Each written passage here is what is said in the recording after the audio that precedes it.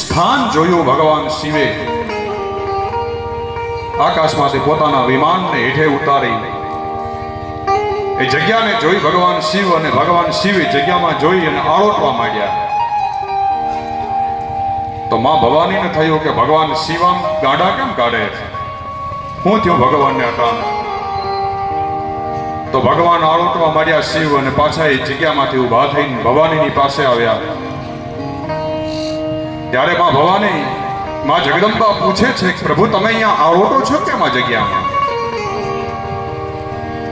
ત્યારે કહે છે ભગવાન શિવ કે દેવી હું એટલા માટે આ જગ્યામાં આળોટ્યો. ભગવાન શિવ કહે છે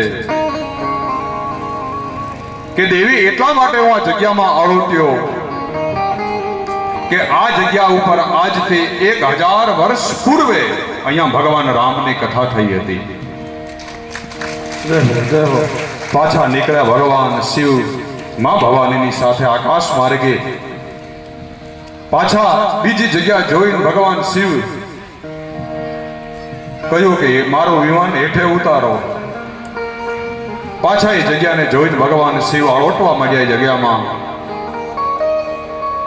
ત્યારે ભવાની પાછા પૂછે છે કે શું પ્રભુ અહીંયા પણ 1000 વર્ષ પહેલા કથા થઈ હતી? તો કે નહીં દેવી, આ જગ્યામાં 1000 વર્ષ પછી કથા થવાની છે એટલા માટે આ જગ્યામાં હું આળોટું. અહીંયા ભગવાન રામની કથા થવાની છે. તો મને એવું લાગે છે કે અટાણે અહીંયા શિશોત્રા ગામની આ ધરાધામ અને એમાંય તે ગૌશાળામાં અહીંયા ભગવાન શિવ ક્યાંક આળોટ્યા હશે. એટલા માટે આપણને ભગવાન રામનું સાનિધ્ય પ્રાપ્ત થયું છે, એ કથાનું સાનિધ્ય પ્રાપ્ત થયું છે. પણ ભગવાનમાં કંઈ ભેદ નથી. ભગવાન કૃષ્ણ હોય કે ભગવાન રામ હોય, ભગવાન શિવ હોય, એ તત્વ તો એક જ છે. એ કહે છે કે એ જુજવે રૂપે અનંત ભાસે, અંત્ય તો એકનો એક છે. ભલે ને એના રૂપ અલગ અલગ દેખાય પણ એ શ્રી હરિ તો એક જ છે. અને આપણા શાસ્ત્રો કહે છે કે ભગવાન વિષ્ણુ અને ભગવાન શિવની અંદર કોઈ ભેદ ન કરવો જોઈએ. એમાં જે મતભેદ કરે છે એ મને પામી ન શકે. ભગવાન કહે એ એક જ છે. એકો બ્રહ્મ દ્વિતીયો નાસ્તિ. આપણા વેદો કહે છે બ્રહ્મ એક જ છે. અને એ ભગવાનને આપણે અહીંયા પ્રાપ્ત કરવા હોય, એક વાત કરી લઉં, સમય વધારે લેવો નથી, નહીતર અમારા કથાકારોને માઇક હાથમાં આવી જાય ને તો પાછું એવું સમયનું ભાન હોય નહીં. કે ભગવાન કેવડા છે, કેવા છે. આપણે કથા સાંભળીએ છીએ તો ભગવાનનું પ્રમાણ આપ્યું છે ભાગવતજીમાં. મારો વિષય ભાગવત કથાનો છે એટલે કહું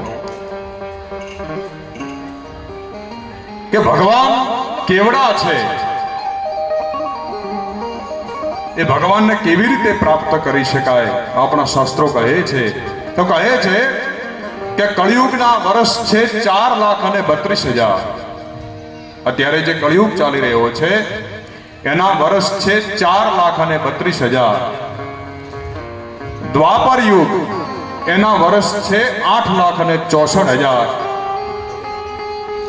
ત્રેતા યુગ ભગવાન રામ વખતે જે ત્રેતા યુગ એના વર્ષ છે 12,96,000. અને સતયુગના વર્ષ છે 17,28,000. હવે આ ચારેય યુગોને ભેગા કરો, સતયુગ, ત્રેતા, દ્વાપર અને કળિયુગ, એ ચારેય યુગોને ભેગા કરો એટલે એક ચતુર્યુગી થાય. એવી 1000 ચતુર્યુગી જ્યારે મળે ત્યારે બ્રહ્માજીનો એક દિવસ થાય. સમજાવ છો ને? ચારેય યુગ ભેગા કરો એટલે એક ચતુર્યુગી, એવી 1000 ચતુર્યુગી એટલે બ્રહ્માજીનો એક દિવસ. એવા બ્રહ્માજીના જ્યારે 100 વર્ષ પૂરા થાય ત્યારે ભગવાન નારાયણની આંખનો એક પલકારો થાય.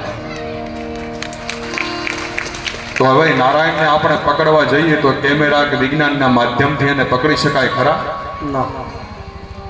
એને અનુભવી શકાય. એ ભગવાનની સાથે માત્ર પ્રેમ કરી શકાય, એને પકડવાની કોશિશ ન કરાય. એટલા માટે ભાગવતમાં કહે છે, તેનું પ્રમાણ કોણ છે? પ્રમાણમ તત્ર ગોપિકા. ભાગવત કહે છે તેનું પ્રમાણ ગોપીઓ છે કે ગોપીઓ જેવો ભગવાનને કોઈ પ્રેમ કરતો નથી. રુરુદુઃ સુસ્વરમ રાજન કૃષ્ણ દર્શન લાલસા. કહે છે કે જ્યારે જ્યારે ગોપીઓ રડી છે જીવનમાં, તો માત્ર ને માત્ર કૃષ્ણના દર્શનની લાલસા માટે કરીને રડી છે.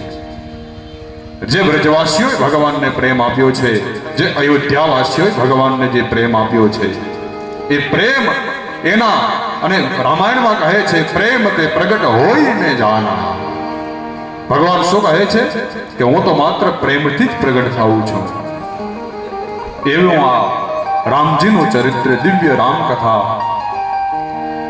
વાતો તો ઘણી બધી કરવી છે ને પુષ્કળ કથાઓ છે આપણા શાસ્ત્રોમાં. એક એક કથાને આપણે સાંભળવા જઈએ તો, પણ તમે બધાએ 3-3 કલાકથી બેઠા છો એટલે એનું ધ્યાન રાખવું પડે કે અમારે બહેનોને ગાયો ભેંસું દોવાનું ટાણું થઈ ગયું.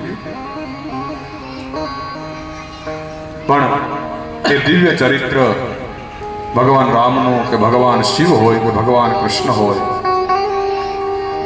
જ્યારે જ્યારે અવસર મળે, મને પણ અહીંયા અવસર મળ્યો ભગવાન રામનું ચરિત્ર સાંભળવા માટે. ભગવાન રામ પ્રેમ કરે છે કે એનું ચરિત્ર મર્યાદા અવતાર કેમ?